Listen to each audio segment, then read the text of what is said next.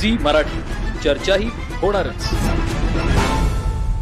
ओम public school Kumbhoj इथं 10वी परीक्षेत गुणवंत ठरलेल्या विद्यार्थ्यांचा सत्कार समारंभाचं आयोजन उत्साहात करण्यात आलं. यावेळी प्रमुख वक्ते म्हणून उपस्थित असलेल्या प्राध्यापक शांतिकुमार पाटील यांनी विद्यार्थ्यांना मार्गदर्शन करताना भावनिक व प्रेरणादायी मनोगत व्यक्त केलं. कार्यक्रमाच्या अध्यक्षस्थानी पत्रकार विनोद शिंगे होते. यावेळी प्राचार्य शांतिकुमार पाटील म्हणाले, मुलांनो, भले तुम्ही पालकांच्या पाया पडू नका, पण तुमच्यासाठी पालकांना कोणाच्या पाया पडायला लावू नका.